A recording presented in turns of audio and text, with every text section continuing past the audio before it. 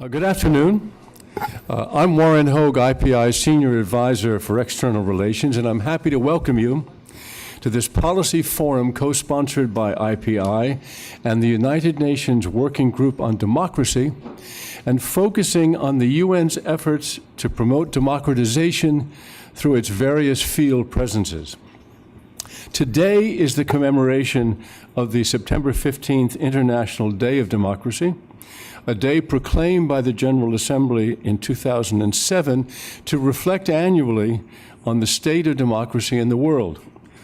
As you know, the word democracy does not appear in the UN Charter, but no matter, because three successive Secretaries General, Boutros Boutros-Ghali, Kofi Annan, and Ban Ki-moon, have supported its development as a norm. Mr. Ban was emphatic on the point. Democracy, he said in 2009, based on the rule of law, is ultimately a means to achieve international peace and security, economic and social progress and development, and respect for human rights, which of course are the three pillars of the UN's mission as set out in the Charter. The UN system has chosen the phrase strengthening voices for democracy as this year's theme, and today's session is going to focus on how the UN operationalizes its support of democratization in its work in the field, what we call the sharp end of the UN's work, including its work in countries that are in conflict or transitioning out of conflict, and countries that themselves resist democratization. You have the biographies of our speakers, so I will just introduce them briefly here. We will start with welcoming remarks from Michael Doyle, the Harold Brown Professor of International Affairs, Law, and Political Science at Columbia, the Chair of the Advisory Board of the UN Democracy Fund, and both a member of IPI's Board of Directors and a former Vice President and Senior Fellow here at IPI when we were known as the International Peace Academy, or IPA. Then we will hear from three people who have great experience at the sharp end of the UN's work. First, Edmond Mulet, the Assistant Secretary General for Peacekeeping Operations, who interrupted his New York headquarters job in 2010 for 16 months to become really an emergency special representative of the Secretary General in Haiti, a job he had had some years before, after the devastating earthquake there that killed 101 UN employees, including the mission head, Hedi Anabi, and the deputy head, Luis Carlos da Costa. Then Margaret Vogt, the mediator in residence at the UN Department of Political Affairs and former SRSG in the Central African Republic. Margaret is another former IPI director, having run our Africa program. Following Margaret will be Sanika Samarasina, the UN Resident Coordinator and UNDP Resident Representative in Belarus. He has held UNDP positions in a number of places, including Kosovo, the Maldives, and Iran.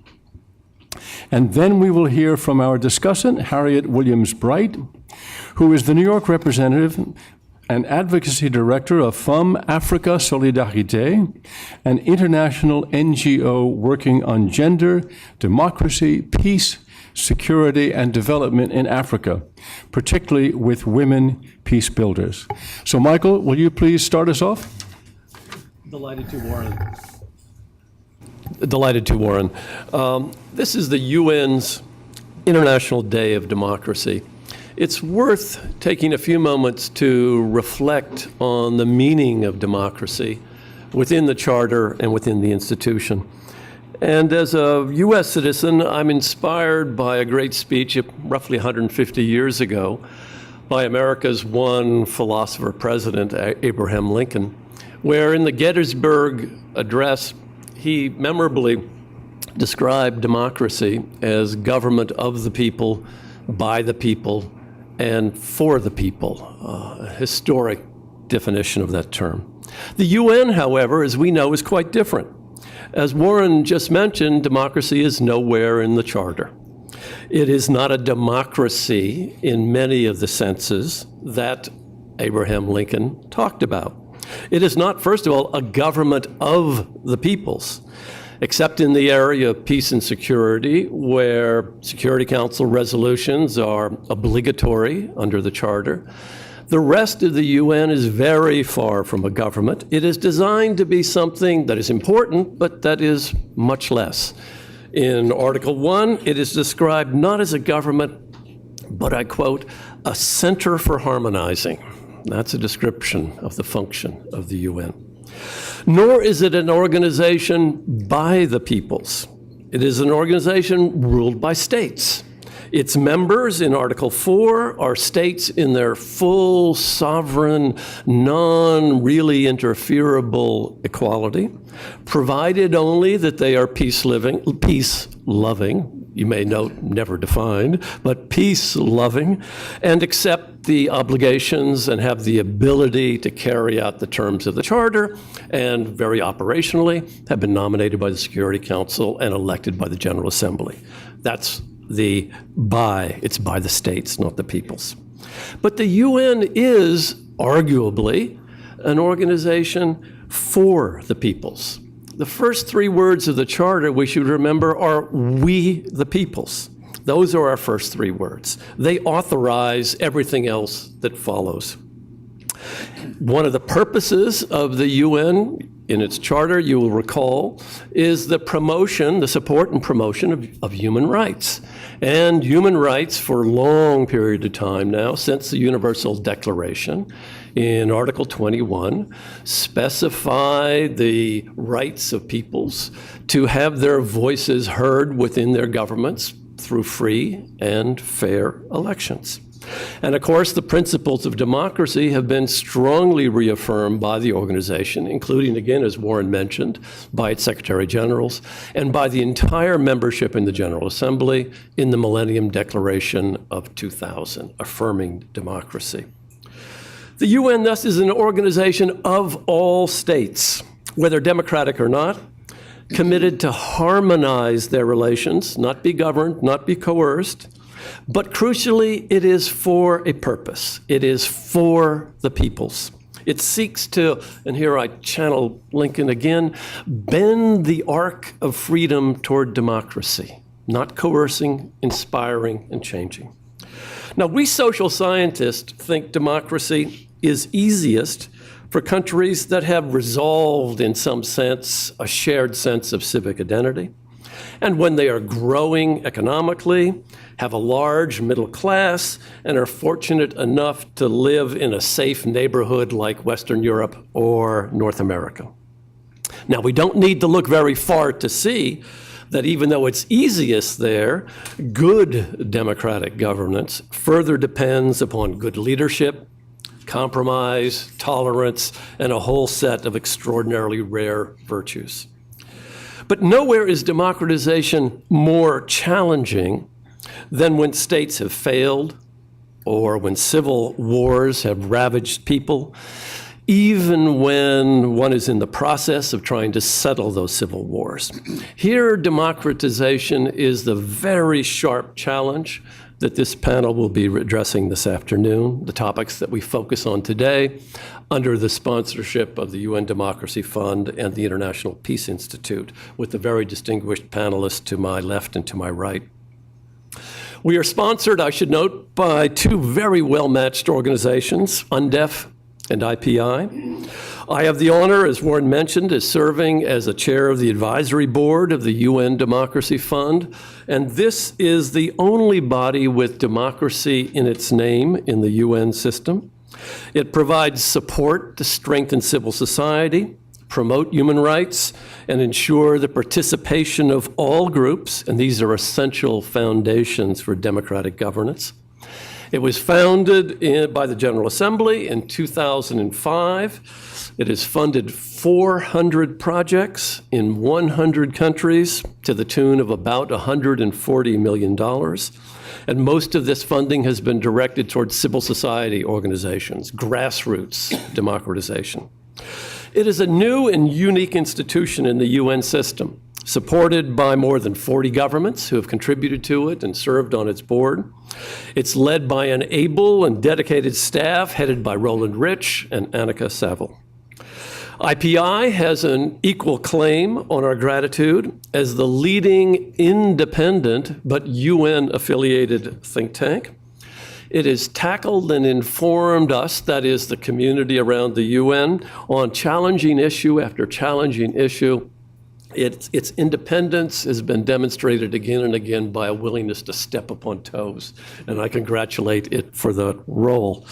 I also know it quite well, as Warren mentioned. I've been associated with it since 1992, and I've seen it grow and develop through every president. It's a truly honorable institution. I'm going to stop here. I'm really eager to hear what our distinguished panelists have to say about where democratization is truly difficult, challenging, requiring courage and insight. And like you, I'm eager to be a member of this audience. Thank you, Michael. We're going to hand this right over to Edmond. Thank you. Thank you very much, Warren, and thank you very much, Michael, for this introduction, and thank you for having me here representing the Department of Peacekeeping Operations in this very important debate.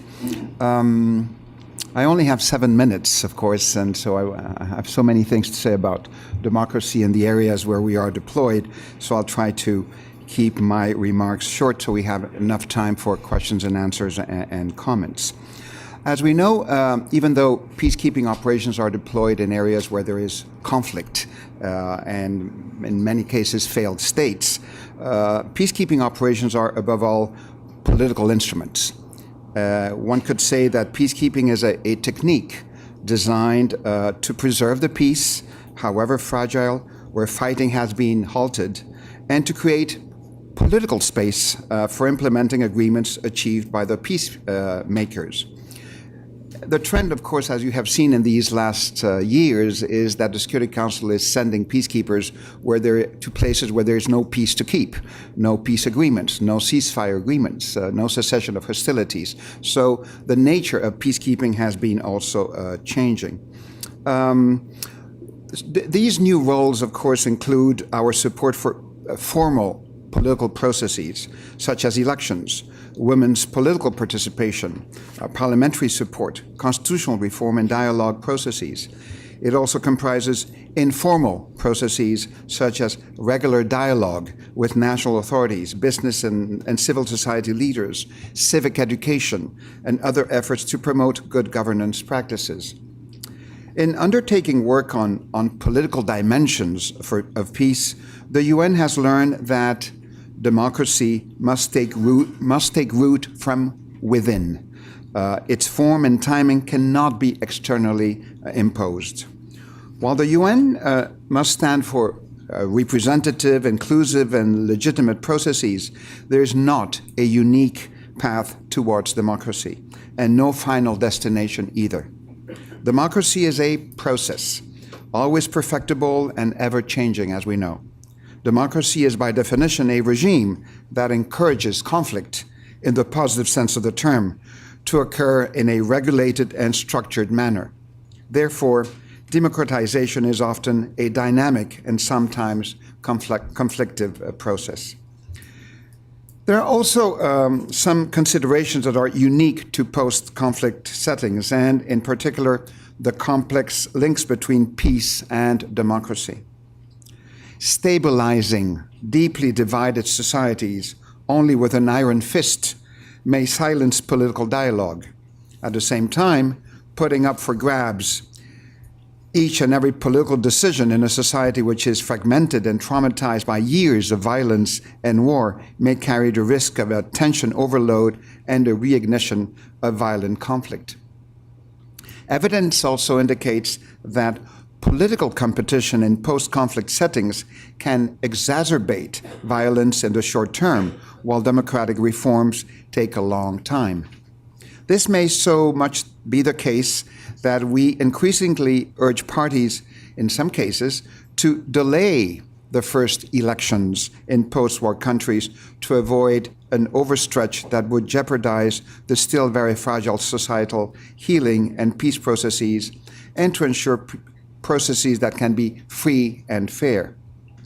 We have also learned that quick elections can, in some instances, hamper long-term democratic development. At the same time, peacekeeping and the sequencing of international post-conflict stabilization efforts comes at a critical time when the groundwork for democracy, development, and longer-term peace and stability needs to be laid. Ultimately, these are decisions for the parties of conflicts and societies as a whole. The UN and the international community should be able to support fundamental principles of inclusion and representation and make available a menu of different options that can help these countries to navigate a transition from war to peace and from contested to legitimate political institutions. I would like to illustrate my remarks with my own personal experience as an SRSG in MINUSTAH.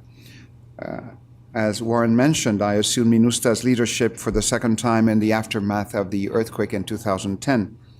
The earthquake occurred at the beginning of an electoral year as President Préval's mandate was coming to an end, and the pressing need to renew the leadership to manage resources and ensure an effective reconstruction process became apparent very quickly. However, many opposed the realization of elections in a post-disaster context with huge logistical challenges and a polarized political environment. I would have meetings with the presidents, secretary generals, and representatives of political parties of the opposition, and all of them would ask me or tell me, we don't need elections in Haiti. It's too early. We just went through this terrible earthquake, 300,000 people killed, the whole capital completely destroyed and pulverized. This is not the time for that. What we need is to postpone elections, let's say in 2 years. Let's concentrate on reconstruction, humanitarian aid, and then in 2 years we'll have elections. But of course, President Préval's mandate comes to an end at the end of this year. He cannot continue. So what we need is an interim government. So my friend here, he will be the Minister of Reconstruction. I will be the Minister of Communications and Public Works. My other friend here will be the Minister of Finance. So the opposition was seeing itself already organizing an interim government without having to go through elections. President Préval never, ever, but his people around him, he never mentioned that to me, but his ministers, the Prime Minister, people around him would come to me and say, we can't have elections now. It's impossible. We're going through this ordeal right now. So what we need is to extend President Préval's mandate, let's say for 2 years, in order to reconstruct the country and address all these urgent issues. So I would have the opinion from the government and the opposition, all political parties, none of them wanting elections. But what was important for the international community was, with the billions of dollars pouring in, assistance and all sorts of projects in Haiti, what we needed was a legitimate government in place. And we had also seen in Haiti for many decades now, revolutions and coups d'etats and all the different instability that that country had been going through. Every time they had some of these political upheavals, they would create provisional governments, interim governments. And the first thing an interim government was going to do, or did, was to organize elections. So I was asking my counterparts, why go through an interim government right now when we can go from a legitimate government to another legitimate government, freely elected by the people? And Préval, of course, was dragging his feet. He was not addressing the issue of elections. So it was extremely, extremely complicated, all these different hidden agendas. But was the president and were these political parties and these political leaders really representing the will of the people?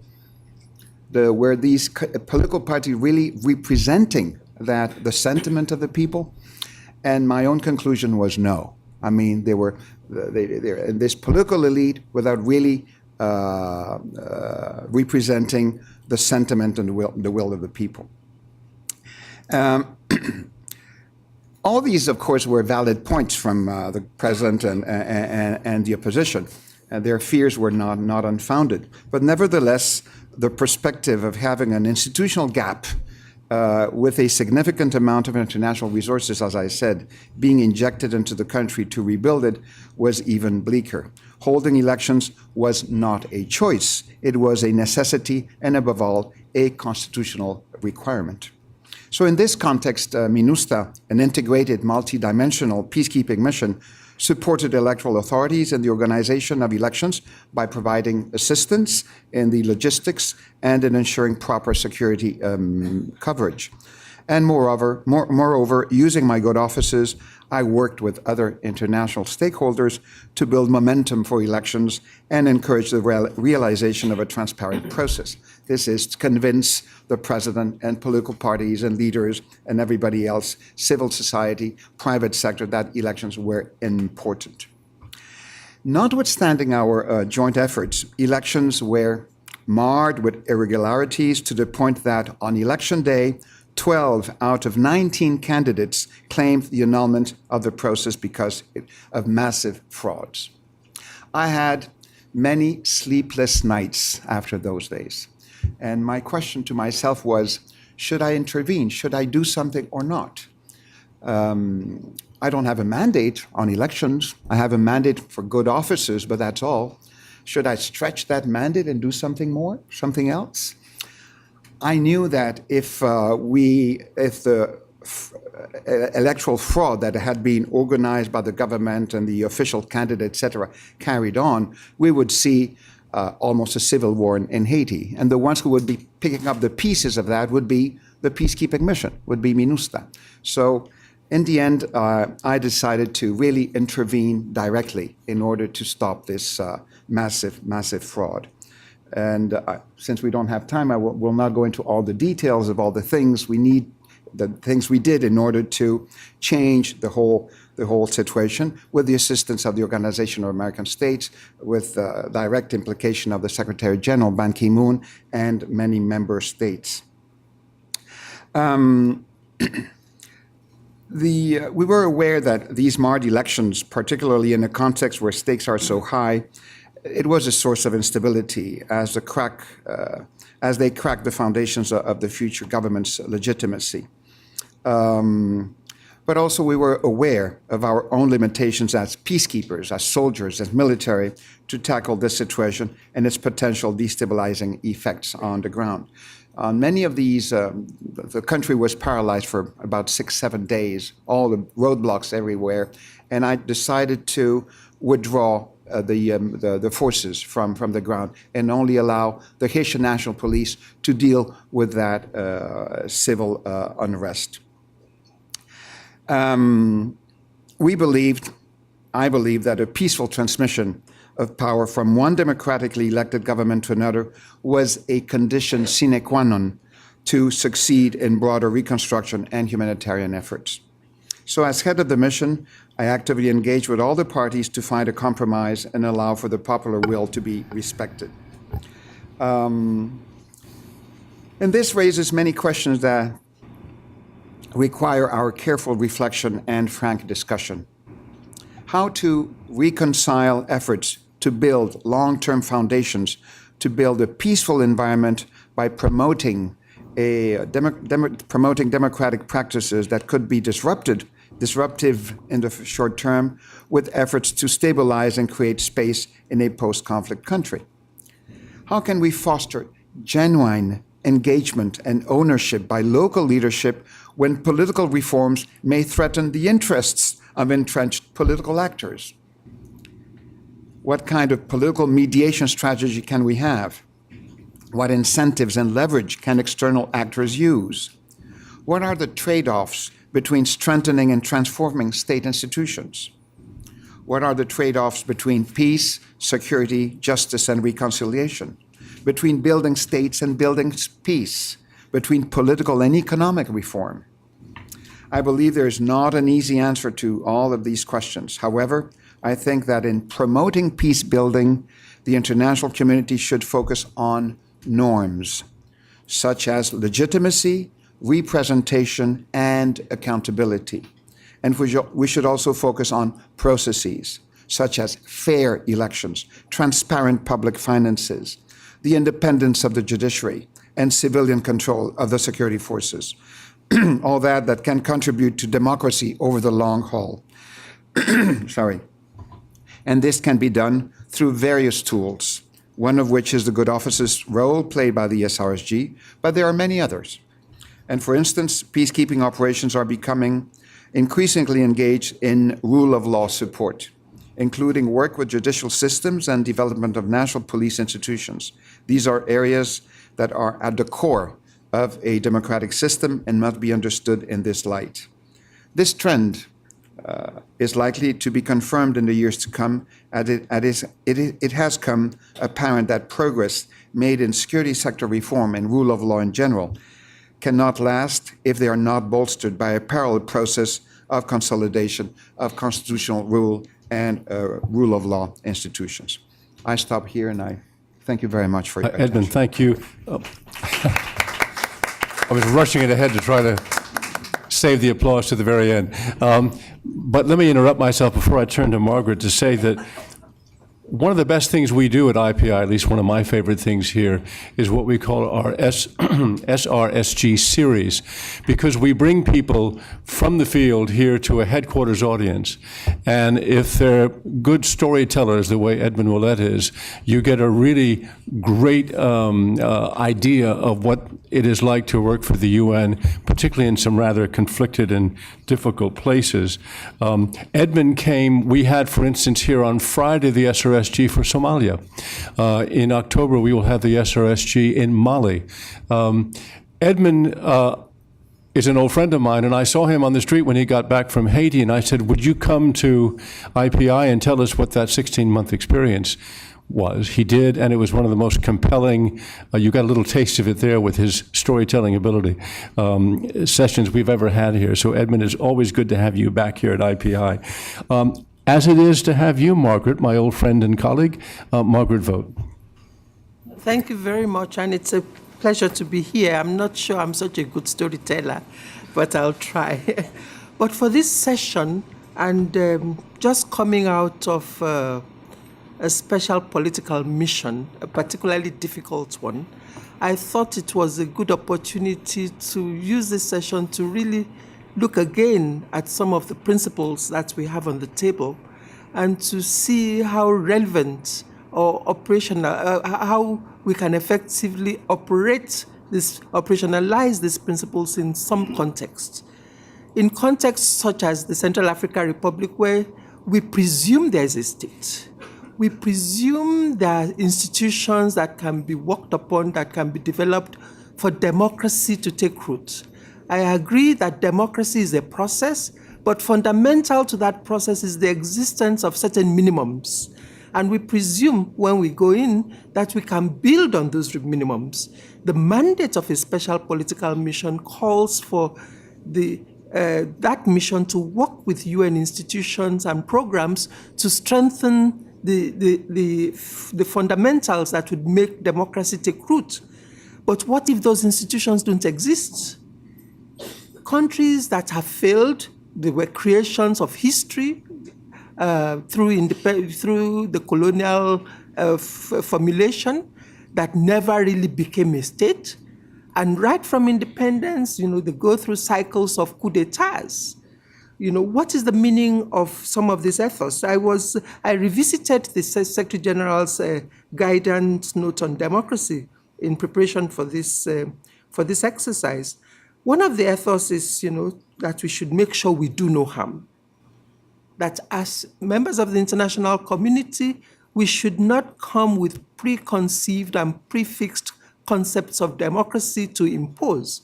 We should make sure that we work with organic structures and institutions and reinforce those. But what if those institutions don't exist at all? And yet you have a special political mission and a UN presence that is supposed to build and reinforce that. We are supposed to uphold local ownership. How do we define local ownership? Is it by local, are we talking about the governance, the government representatives at the capital, or are we talking about the people who are often completely disconnected with the capital? What if the capital exists, or what if governance exists only in the boundaries of the capital, and beyond that there's nothing exists? We are supposed to broaden domestic engagement and participation, and we are supposed to develop a comprehensive approach to democratization, focus on building trusts across various constituencies, develop the state institutions, and so forth and so on. Now, as SRSG, we try to do all of this. Now, we try to ensure that we do no harm.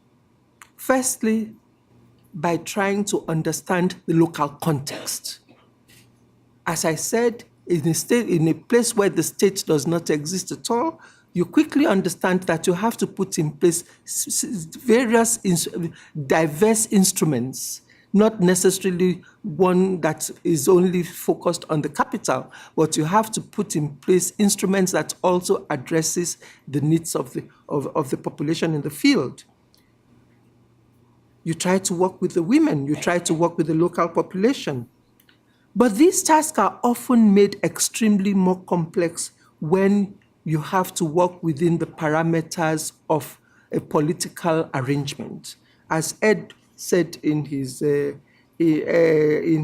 presentation, you have a government whose legitimacy comes to an end. Whether you like it or not, elections have to be held, even when you know that those elections, the context for a proper elections are not there. The instruments to ensure that a proper, and legitimate elections would not be there, and that willy-nilly these elections may lead to more chaos and more catastrophe, but you are forced to do it because that is, the international community calls for legitimacy.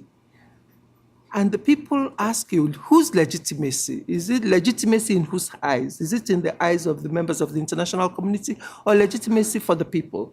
These are questions that I think we really need to begin to interrogate. You have a coup d'etat occurs, the conflict erupts, and the parties are quickly brought to the conference table. The way we had in Libreville, in the Central African Republic, we had the Libreville Peace Agreement that was concluded in December last year. The priority, of course, was to stop the conflict. The priority was to bring the parties around the table, and the priorities was to get the carnage stopped. So we concluded a number of arrangements which most people around that table know will be very difficult to implement. One is to have a government of national unity. A government of national unity, meaning that you put together a coalition of the same political elite that have been running the country for a long time without having an opportunity to really reconstruct and regroup and to rethink who you should bring to the table. But the urgency was to bring the parties to the table. By bringing the parties to the table, you have to bring in the rebel groups who have been pillaging on the people, raping and killing. You have to negotiate with them and give them a place around the table. So through this process, you are putting in place people whom you know should never come near power. And yet you have no choice but to negotiate with them and to talk to them. Lastly, the transitional arrangement calls for elections within 18 months. Elections within 18 months in a country where institutions don't exist. But what choices do we have as members of the international community, as managers of a process? Especially because we are expected, in prioritizing certain tasks, you compromise on other tasks. What the Central Africans are told me is that we would have preferred if the Libreville Peace Agreement did not hold. We would have preferred a deployment of an international intervention force to defeat the rebellion. We did not like the fact that we were forced to compromise with a rebellion. We did not like the fact that we were forced to compromise on this with the same. We've ended up with the same political leaders who have been ruling us since independence in 1960 and who have not delivered. We would have preferred for the international community to step in, take responsibility, and really now begin to address the root causes of our problems. We've lost that opportunity. Some are saying we would have preferred for the CR to be declared a trust territory. But as SRSG, you know that the answers are a lot more complex than that. You know that, yes, it is true that for democracy to take root, for the rule of law, the human rights, how can you talk of human rights in a situation where you don't have prisons? You've invested in a few prisons that were quickly destroyed by the rebellion. You can't even incarcerate offenders, where the security forces have dissipated. There's nobody to arrest anybody. The UN could not even find protection. But you know that the traffic would not take the deployment of a peacekeeping force that can do the job, because the international stomach for such an operation does not exist. And yet, how can you stabilize a situation in a security vacuum? You also know that the concept of a trust declaring the Central African Republic a trust territory is a very valid one. No state exists. We are pretending that a state exists beyond Bangui. Even in Bangui, all you need to do is to visit some of the so-called ministries. Somebody needs to take charge. And yet, we know that the international stomach to take on that responsibility does not exist. What do you do? What do you do? How do you now ask a government that believes it has fought its way into power successfully to now be responsible for reforming the democratic space to allow others to come in? The history of places like the Central African Republic is that, yes, transitional arrangements are put in place. The international community is given the responsibility of working with the legitimate authority to reconstruct the governance institutions, and we try through various investments. But very soon they tell you, look, mind your own business. We want to take ownership. You cannot tell us what to do. Every regime tries to now reconstruct the political space to suit its own agenda, to ensure that come next election, my opponents will not, the playing field will be in my favor. These challenges are important, but they're not impossible. I think it is important for us to realize that very often for UN actors and international operatives, the playing field is not often even. You work within certain parameters. You know that there are constraints beyond which you cannot go. These principles are extremely important, they're extremely laudable, but the context within which they're implemented must also be taken into consideration. And the Secretariat works within the parameters established by its governance institutions. On that note, I think I need to stop. Thank you. Thank you, Margaret. And now, Sanika Samarasina. Thank you, Warren. I think you should consider the possibility of also having a resident coordinator series, because RCs are pretty good storytellers, although I'm not one. We actually have a series for that also. Excellent. We have the humanitarian side also represented. Very good. Yes, now I have a lot of colleagues who tell a lot of stories, so I was just thinking that would be a good thing to have. For myself, I don't know if I'm a good storyteller, but I certainly have a few stories which I'll try to share with you in a short time today. I have a rather dubious record over the years. I used to be a journalist once. I was a human rights lawyer once, and now I'm a UN bureaucrat. Once, maybe. One day I will say that too. But in the time that I've been in the UN, I've had, as I said, a dubious record in terms of democracy and my experience with democracy. I was in Myanmar for many years, and the government, the country opened up significantly shortly after I left, a few months after I left. I was in the Maldives, and the first democratically elected government in 30 years collapsed shortly after I left. I was in Iran, not much happened, and I'm in Belarus. Now, in all of these places, not to mention the fact that I was born and grew up in Sri Lanka, so, which has had a sort of up and down experience with democracy itself. But in all of these places, it's very interesting because I think what the UN does, of course, when there is no peacekeeping mission, when there is no SRSG, sort of falls on the shoulders of the UN country team and the resident coordinator. And what the UN is able to achieve or not achieve largely depends really on the individuals. It's very interesting because, we do, of course, have mandates. But mandates can be interpreted to mean very many different things depending on who is doing the interpretation. And once you do that, you can then decide, who you're going to work with, what relationships you're going to build, fundamentally, who is going to influence you, what is going to influence you. And I've seen RCs, res reps, and others, agency heads, come and say different things in the same place.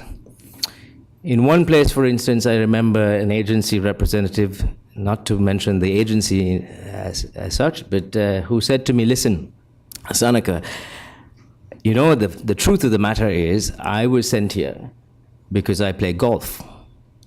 And the people who are running this country play golf. So my job is to play golf. If you need to talk to me, I'll be on the golf course, talking to the people who run this country about golf. Now, I thought that was particularly interesting because that's perfectly fine if you're playing golf with the people who are running the country. But if you're then taking the opportunity, building up the relationship to talk not just about golf, but about things that we're here to do, which was to, in my opinion, which was to deal with socioeconomic issues in that particular country, which are pretty dire, to deal with issues of displaced, with refugees, and so on. But he didn't. He just spoke and played golf. I had another person who said to me once, I am here, and in this case, as the head of the UN system, not to deal with human rights. And I reminded him that human rights is fundamental to our work. Of course, we're here as development coordinators, but to ignore human rights, to me, was a recipe for disaster. His response to me was that human rights is done by a few people who work and live in Geneva and are completely divorced and disconnected from reality. This is me in this particular country, and this is my job. And when I get PNG'd, I'm on a plane to nowhere, nobody's going to come help me. Which is very interesting because actually his predecessor did get PNG'd. This individual didn't, survived, and got promoted in the system. Now, in the grand scheme of things, though, I think what was interesting for me to observe through all of these experiences was that, we're not in the business of regime change. And that has to be very clear. I mean, I think the previous speakers spoke about the importance of approaching the issue of democracy in a way that allows an organic growth, so that you don't come into a country and say, guess what? This is how democracy works everywhere in the world, and you must apply it in the same way here. 2 or 3 weeks ago, I had a president, very powerful president in that particular country, to say to me, one of your member states, I found it interesting that he referred it to as one of my member states, but he said one of your member states, a particularly powerful member state, approached me and said to me that I should have only 2 terms. I'm now on my 2nd term, and I don't see the need for a 2-term limitation. If the people want me, they can vote me out. And so if the people want me for 10 terms, why shouldn't I have 10 terms? And I have to say, in terms of how he phrased it, I kind of agreed with him. And I said, look, you're right. Because he said, look, this is my human right to stand up, to be elected, if the people want me. So I asked him, so did you ask the people who were suggesting to you that you should have only 2 terms, why they said that? And he said yes, and their response was because you're too powerful, there is no credible opposition, and you will win.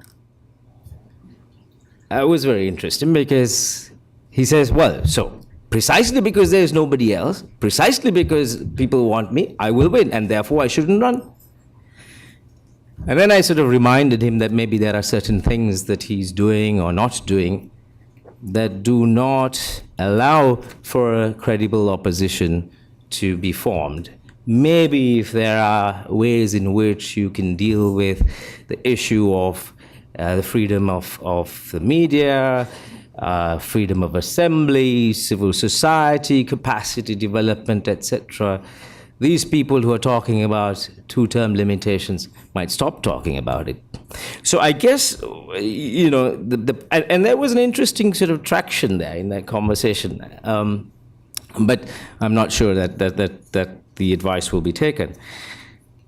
You know, one of the reasons, flipping now a little bit to the more conservative approach to democracy building that's adopted by some colleagues in the UN system, I think one of the concerns is the fact that as a resident coordinator, to some extent, I think even more than the SRSG, is a very ambiguous role. You're sent in there to be a development coordinator fundamentally. You're told very clearly that you don't have a political role, but you do deal with political institutions all the time. You do not have, ostensibly, the capacity, certainly within your office, and possibly not even within yourself, to do political analysis. And then you're asked to go and talk to parliamentarians, you're asked to talk to presidents and ministers about things fundamentally political, like participation, transparency and accountability, pluralism. I mean, you name it. We're talking politics or political issues all the time. And it's very, very common for people in my position to be very conservative in terms of how they approach these discussions because, A, they're not clear that they have a mandate, B, because they don't necessarily have the tools, and C, if things go wrong, they think that nobody's going to come to their assistance, which is quite often true. That said, my view is that we are in this business to engage. It is critically important to engage. In some countries, I remind ambassadors of member states who take the view that disengagement is better than engagement. I respect that position as a member state. Of course, they have the right and prerogative to take a position. But I've always said, as the United Nations, we are here. If we're in a country, it is because we are there to engage. And more often than not, they respect that. And often they actually work through us because we do have the mandate to engage. But I think engagement has to be principled. So it's not like the guy who is playing golf. I mean, he is engaged in something that he enjoyed very much, it seemed.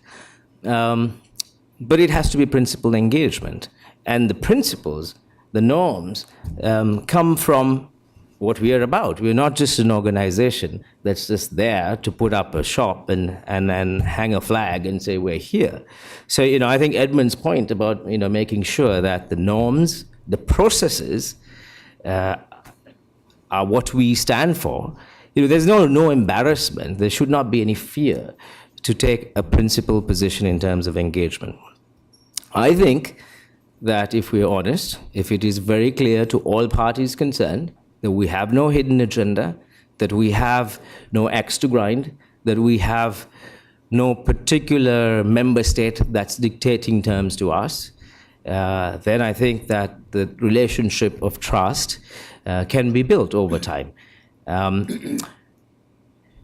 I was working in Myanmar in a particularly difficult situation where the UNDP program was under some severe restrictions in terms of what we could do.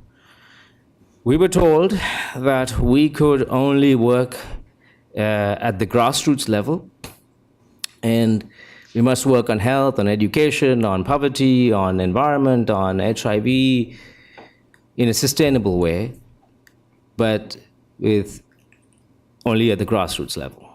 Now, that's very confusing. You want it to be sustainable, don't work on policy, don't work on capacity development of institutions, work with people, which is fine. I don't think that's the strength of the UN, but nevertheless we did it. We did it in a very interesting way, and even under those constraints, we were able to work with thousands, more than 10,000 self-reliance groups, women primarily.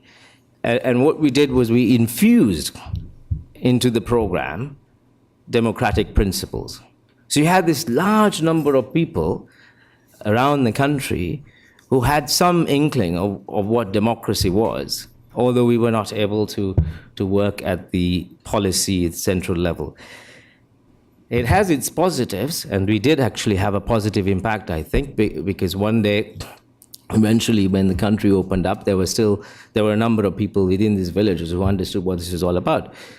But the failure was that because we didn't work with the institutions, because we didn't work with the policy makers, they had no clue themselves. And you had a situation where people were demanding change, people were demanding services, but they had no idea how to run things. The Maldives was a case in point as well. I remember the president at the time, just before there was this mutiny, he came to me and said, you know, you guys have failed us. And we had no idea that this was going to happen a few weeks later. And I said, what do you mean by that? He said, well, the international community has failed us because you had the elections and that was all fine. And you said, okay, it's all done and dusted. So now we go away and do something else somewhere else. I mean, Maldives, not important, a few 100,000 people after all. Well, the institutions that have been functioning for more than 3 decades, the people who are in those institutions continue to be there. And I feel, in Maldives, I can list a few other places, I feel that in a large way, the international community as a whole failed the country because we didn't stay engaged in the crucial periods after the elections were held. And so again, going back to reinforcing this idea that sometimes we rush into elections and then we hope that everything will work out afterwards, and quite often it doesn't. One last point that I wanted to make was about downward accountability. Again, one of the things that we seem often to fail in is this idea of working for the people, as was mentioned earlier, but also telling the people how we're working for the people. Because we as a system tend to be very focused on the government of the country, the donors who are providing us with funds. One particular friend of mine who had activist leanings in one of my postings used to not so fondly refer to us as the UG. I couldn't figure it out for a long time. He said, oh, you're not the UN, you're the UG. And I said, what does that mean? Oh, the United Governments. That's what you are. And as long as governments represent people, maybe you are the UN, but as long as governments don't represent the people, then you're just United Governments. You know, I tried to explain to him how the UN works and all of that, and that it is an intergovernmental organization after all. He still called me the UG. The important thing, I think, is, yes, of course, when we work in a country, we as resident coordinators, as country team, as agencies, we work there on the invitation of the government. We work together with the government to design and implement programs that ideally work for the disadvantaged, the marginalized, the vulnerable. by and large, that's true. But we fail often to be accountable to those very people, the marginalized, the disadvantaged, the vulnerable, who we're supposed to be working for. We don't explain our programs. We don't show our budgets often. And so if we are going to be encouraging governments to be democratic, I think we can also try a little bit of that ourselves. I see that happening more and more, granted, in the last 10 years, and I hope that that trend will continue. So let me stop there. Thank you very much. Thank you, Sanika. That's a nice segue to Harriette Williams-Bright, who we have asked to be the discussant. And specifically, one of the questions we had was, how do you view the UN's success or failure in this democratization effort? So, Harriette? Thank you. It's actually quite good to have a discussion of this sort, because I think from the civil society angle, we tend to forget what are the constraints from either side. And I think we're going to have quite an interesting discussion, because one of the key issues that has come out of previous speakers' responses has been, the challenge of thinking, was the will of the people really represented? We have a certain process in place that we had to follow, but we know that civil society was not necessarily willing to do certain things at certain times, but there was a process that needed to be followed. And from the civil society angle, I don't think we spend a lot of time thinking about that. For us, the democratic process is that the will of the people is heard one way or the other, and it has to be attained. And that's very difficult to reach, given all the different considerations that has been brought up. I work for Femmes Africa Solidarité, and we are a women human rights organization focusing on women's participation in peace processes in Africa. So I'll be speaking mostly from that angle, the role of women and how we strengthen their contributions towards their effective participation in the democratic process. Going right into some sort of analysis of what the UN is doing and how that can be strengthened. From our work so far, some of the things to highlight is that there needs to be more focus on local needs. I think that has come out very clearly by speakers. And also translating the reality of democracy into the lives of people so that they can understand it, actively participate in it, and benefit from it. And in that context, we go back to the citizen voice and civil society participation. Are we ensuring that youth, for instance, in Africa, who constitute 20% of Africa's population and 60% of Africa's unemployed, are they being heard? Does the media enjoy freedom of expression? Is the voice of the disabled being heard? And finally, and of high focus for us, is 50% of the population, which is women. Are they being factored in consistently and not in an ad hoc fashion just during elections? That means that they're meaningfully engaged all year round in the democratic process. For instance, Femmes Africa Solidarité is part of the NGO Working Group on Women, Peace and Security, which is a consortium of NGOs. And last year, we issued a report which covers the implementation of Resolution 1325 on women, peace and security, and how it's been covered by the Security Council. And one of the things when we talk about consistently engaging civil society, particularly women, is that only 63% of country situation reports during that time period addressed women, peace and security, and that the information contained was not always full of information or assessments or particular recommendations on reform, disarmament, demobilization, and reintegration programs. So it's a report that's available on the NGO Working Group website and is very accessible to everyone.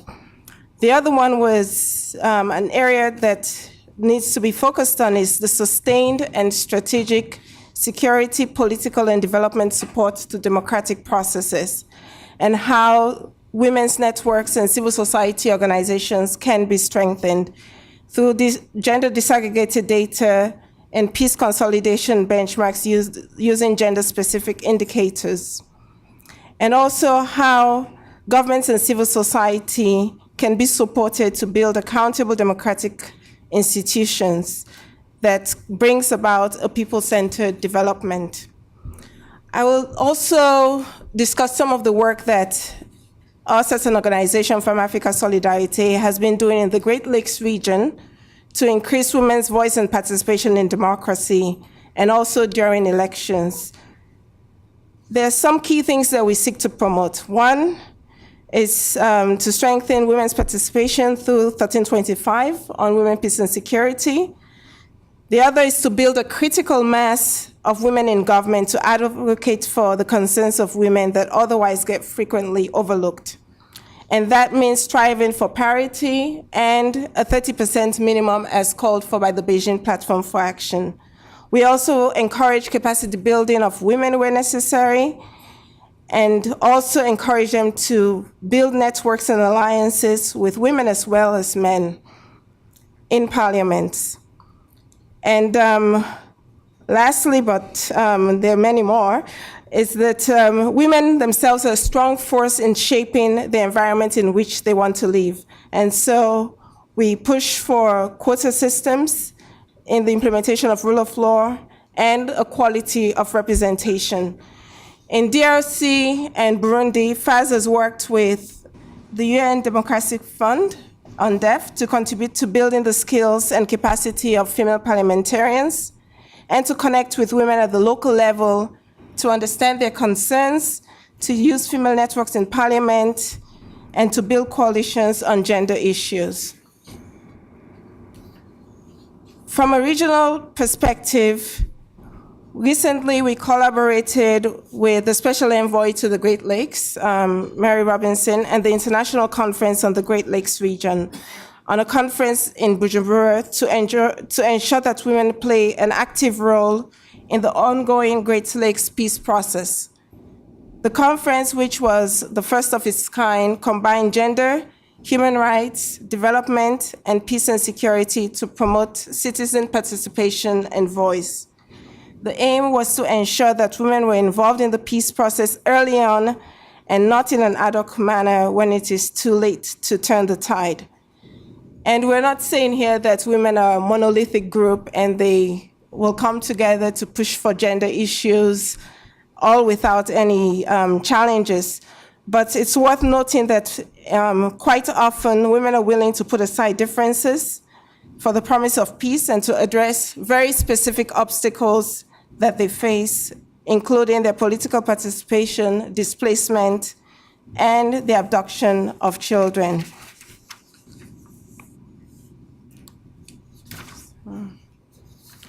On elections, I also wanted to highlight one of the initiatives we've been involved with, which is the Women's Situation Room. And in Senegal in 2012, with the support of UNDP and UN Women, we came together to monitor the elections, to mobilize women throughout Senegal, and to mediate conflicts as they arose in a rapid fashion during the elections. And it was also a way to show how civil society could be very engaged in the electoral process, and particularly women who usually feel unsafe in going out to the polls. There were radio alerts to mobilize them to come out to vote. And they also took it in turns and organized a network so that if due to certain instances with family obligations, they couldn't go out, they could take it in turns to look after the children and their kids, et cetera, to vote. So it was a best practice, and it's something that could be used to ensure that civil society voice is very involved in the process.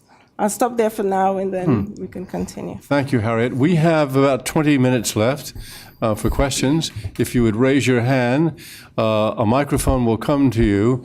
Please tell us who you are and what organization you represent. Let me do it this way. Number 1, number 2, and number 3. And we'll take 3 questions at once, panel, and then answer them all together. My name is Shazia Rafi. I'm Secretary General of Parliamentarians for Global Action.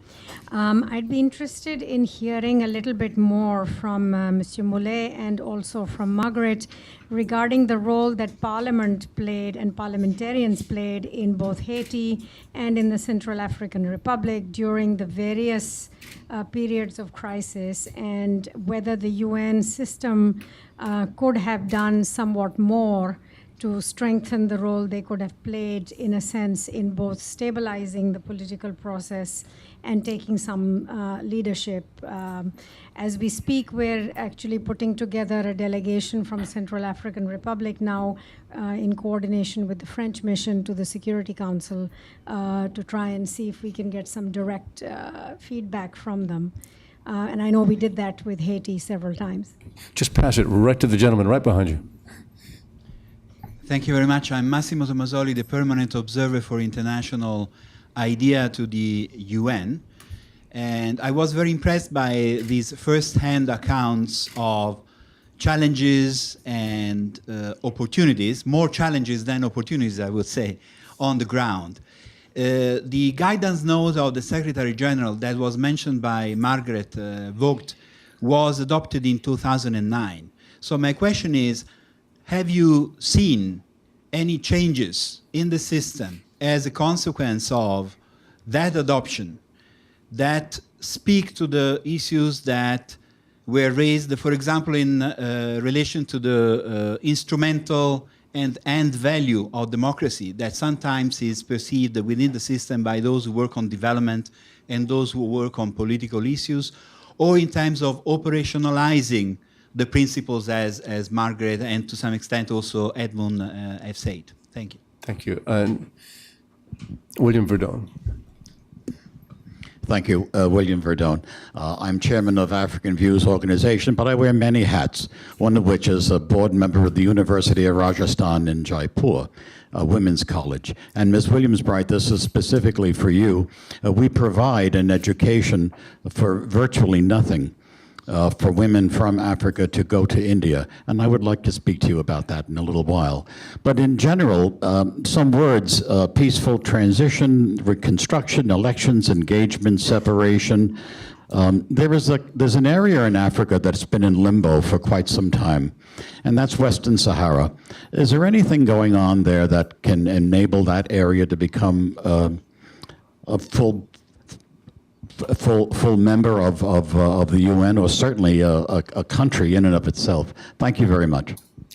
Very good. Well, I think the Parliament question was directed at Margaret and also at Sanika. Margaret, will you? Yes, thank you. Be the first. Thank you very much. The role of the Parliament, it's an extremely important question, but my answer points to the dilemma. For the Parliament to play a useful role, you have to ensure that the Parliament really is reflective of the diversity of the population. So the composition of the Parliament itself is fundamental.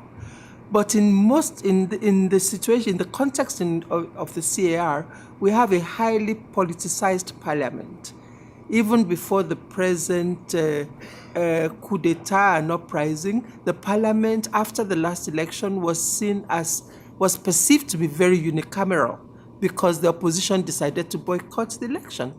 So you have the Parliament constituted of mostly the supporters of the regime, with a few independents and a few groups that are aligned to the government. But that notwithstanding, there are members of Parliament, there are a few that, in spite of this, still held opinion, their opinion, and it was instructive that some of those that the government included in its delegation were some of the more independent voices in the Parliament.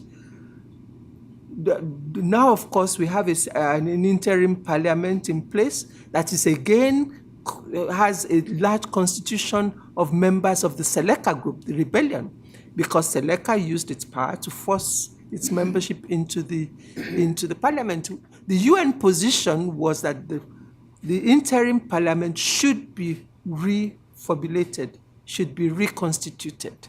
But it was going to be too costly in terms of security, in terms of political pressure, that we were forced to abandon that quest. But it would be interesting to see how this parliament that we consider to be not very well balanced would oversee an electoral process that would bring in a different democratic dispensation. So I think that I agree that we need to really work on the parliament. One of the points I think we should insist on is for the UN to retain its insistence that at least the bureau of the parliament needs to be reconstituted.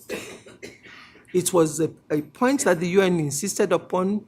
It is a point that the international community insisted upon, and I think we should resist the temptation to cave in.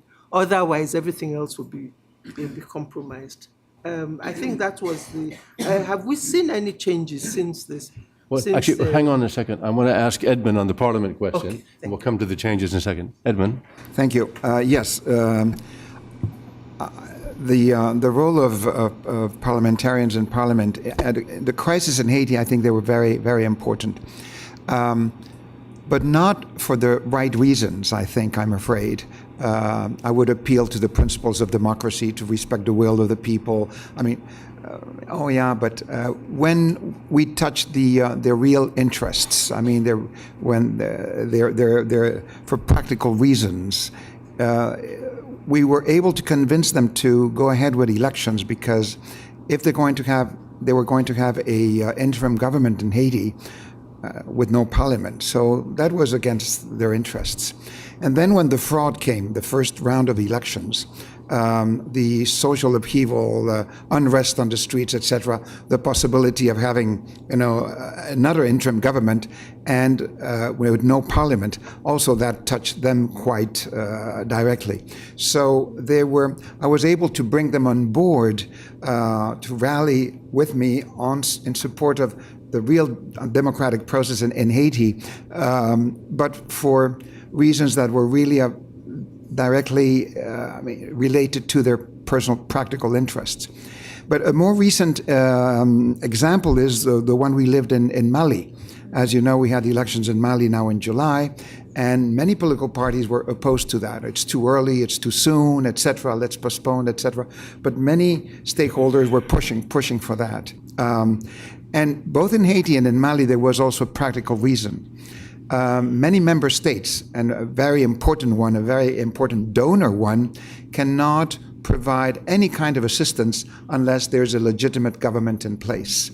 So in Haiti, if the elections had not gone well, we would not have had a legitimate representative government. So all the aid, all the donation, all the funding from several member states, especially one, would not have become a reality. And in Mali, it was exactly the same thing. Everything on the development side, on assistance and aid and donation, etc., was on hold because they didn't have a legitimate government. So it was important in Mali to have elections as soon as possible to open the door for that kind of assistance. So parliamentarians were brought on board also for them to understand that it was in their interest also as parliamentarians and their country to have elections as soon as possible. So it's for different reasons, but they are an element, of course, of influence in these processes. The same self-interest that governs in all parliaments. That's right. Changes on the ground since the Secretary General made his statement on democratization in 2009. Margaret, you were about to answer that. Yeah, and I'd ask other panelists also if they want to weigh in. No, thank you. Very quickly. Yes, tremendous. Because number one, as a UN family, this has really provided a framework to enable us to collaborate. For example, the special political missions have no program funds. I think this is one thing that we need to look at. I as an SRSG, did not have the funds to invest in institution building, but I could leverage funding through UNDP We could develop an integrated strategic framework. We developed integrated programs that would enable us as a family work together to achieve specific objectives.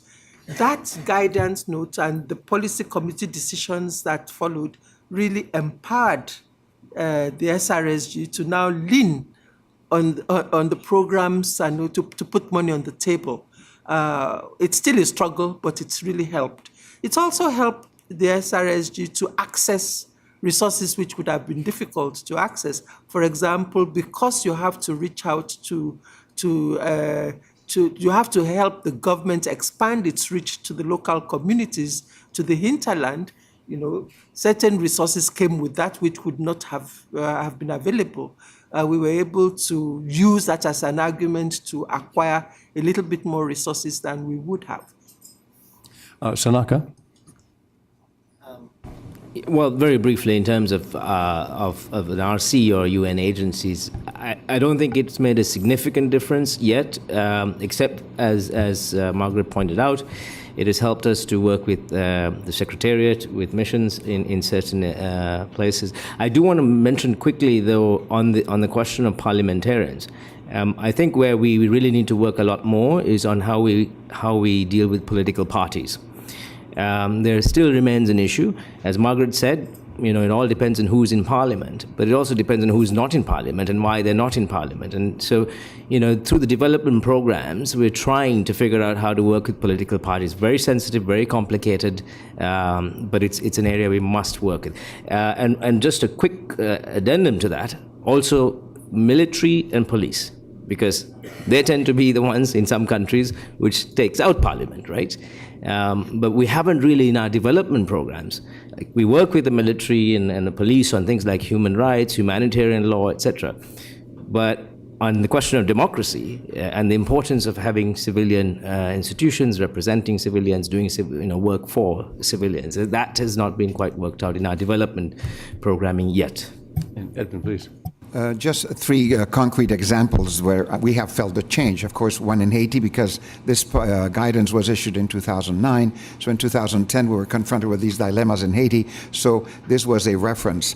But at the same time, when we were facing this situation in Haiti, SRSG and the mission in Côte d'Ivoire was facing the same situation with the history we all know, and the Gbagbo intentions to have the elections riddled and the whole thing. So that was an important guidance there. And the latest example I mentioned, like in Mali also, is another specific one. So Haiti, Côte d'Ivoire, and Mali in recent times, this guidance has been important for us. Do any of the panelists have a response to the question about Western Sahara? I think it... Well, DPA isn't the lead on the political track there, so I don't know if Margaret would like to answer that. No. Well, as we know, we have a peacekeeping mission in Western Sahara for several decades now, and we're just waiting for the political actors to decide on something. In the meantime, we're just observing and monitoring the ceasefire, and that's the most we can do. And I can't say anything more at this point. Yeah. We have time for a few more questions, if anybody has any. Any hands, please, here in the front row. And do I see a second hand? If not, we can... Okay, and then in the back. Oh, good. Hi, I'm Anita from DPA. I'm just picking on several comments made recently. Democracy is a term with, very different connotations, different meanings, and one of them is also, at least until quite recently, it was seen as attempts to regime change or something like that. Recently, there's a lot of literature about, and I think that gentleman, in a way, referred to bringing hold the microphone close to your mouth. Sharing experiences among the developing countries themselves, especially, there are now several emerging powers, democratic emerging powers who've gone through successful transitions. And I was just wondering if more efforts have been made in that direction, sharing experiences and models in, democratic transitions. Do I have any takers? Good.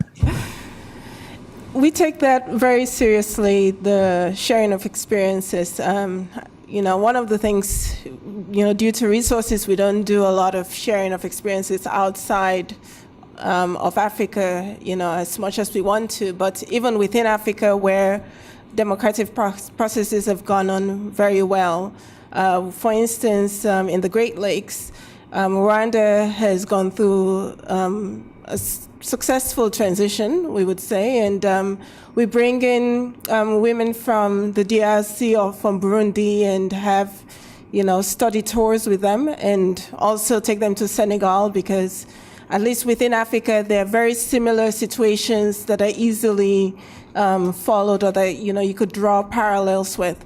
So it plays quite a very important role in our work with civil society and with female parliamentarians. Please, and then. Well, sharing of experiences is really what the UN Development Program does all the time. I sometimes wonder whether we have our own experience, but that's it. Our experience is the experience of others. One of the things I was doing before going to Belarus was to set up a global hub on public service excellence in Singapore, which has just got off the ground. And we've got a few others that deal with democratic governance, etc. I think it's critically important. For instance, I was saying earlier that you have a political transition, but the institutions of governance, if there are heavy demands and expectations of the public, and quite often, if it's been such a long time and they're going through this rapid transition, they're not able to deliver. It was the case in Myanmar and in the Maldives, to some extent even Egypt, I would argue. There are similarities there, very different contexts, very different geographically and all of that. But in terms of transitions and public service institutions, etc., there are very many similarities. And so we did kind of link up the dots, if you like. Very important South-South exchanges that we have. And then on the flip side, of course, you've got to be careful, because there are experiences that you do not want to transfer as well.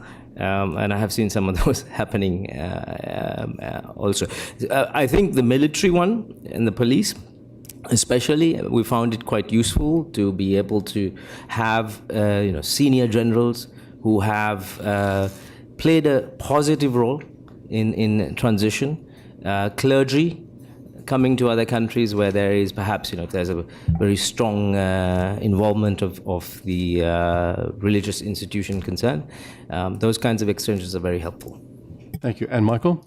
Yes. On the issue of imposing democracy from overseas, historically there have been those kinds of abuses, but obviously it represents a fundamental misconception about what a democracy is about. If it's not ruled by the people for themselves, it's something different, not a democracy. And in practical ways, one can make efforts to make sure that the local voices are the decisive ones. We in the UN Democracy Fund, for example, we don't send out formulae as to how to rule a country. We listen to proposals that are sent to us from locally based, usually NGOs, who are attempting to promote their own rights as they conceive them in their own country. So that's one way, is to listen and allow the active role to be played by those who are living out the experiences themselves. And when one funds, there's another danger, of course. If we define democracy just as an election, it can be extremely destabilizing in many circumstances. And therefore, we have to have a much more comprehensive understanding of democracy, defined locally, but that does also include building institutions, building ties across interest groups, not just designed to separate them, helping them to define their own norms of governance that they want to see rule, beyond the day's events of a single activity in a voting booth. So a multidimensional conception as defined by the people who are living that experience is much closer to a better meaning of democracy. Margaret, you had a thought? No, very briefly, I've said so much that is negative about the CAR, but there's, on this there are some positive points. One of the problems that I inherited was the aftermath of the 2010 elections, the strong division between the government and the political opposition, and the debate centered around the way the elections was held. Again, elections, the role of the Electoral Commission, the role of the Ministry for Territorial Administration, and the Electoral Code. So one of the things we did, which was extremely successful, was to put in place, get the government to accept the idea of a consultation, a dialogue with the opposition on what went wrong with elections. And in this regard, the Minister for Territorial Administration and some of his colleagues were sent to 5 different countries, to Benin, Ghana, Senegal, Canada, and Cameroon, to look at the electoral processes. And in the course of the consultation, the head of the deputy director of our electoral assistance division in the United Nations gave a very powerful speech where he presented different theories of electoral processes and different options, more or less inviting them to open their minds. Because one of the problems in many of these countries is that they are so insular. And in the end, we are proud to say that the Central African Republic today, on paper at least, has one of the best electoral mechanisms in place, which was consensually agreed to. Now, whether or not this will be used for the future, we don't know, but at least this resulted in a solid framework. 2 last questions, my colleague Mireille, and then finally Kai on the right. And we'll take them back to back and answer them all together. Okay, thank you, Warren. I had a question concerning the cooperation between the UN and the African Union in terms of democracy, democratic practices in Africa. How do both organizations work together? And I'm thinking particularly in terms of unconstitutional changes of government. The AU is very strict on sanctioning governments as soon as a coup d'etat takes place. How does the UN consider the practice? And is there a way on making it more effective, at least from the AU point of view? And the second point is about elections. The AU is also very much, I don't know, I can say advanced or very much active in terms of developing elections frameworks. We have a report prepared by the AU Panel of the Wise on the prevention of election-related violence and, election-related violence. And there's also the African Charter on Democracy, Election, and Government. So those frameworks exist. How maybe does the UN try to support the AU in developing these efforts and making them effective? Thank you. Thank you. And over here, Kai.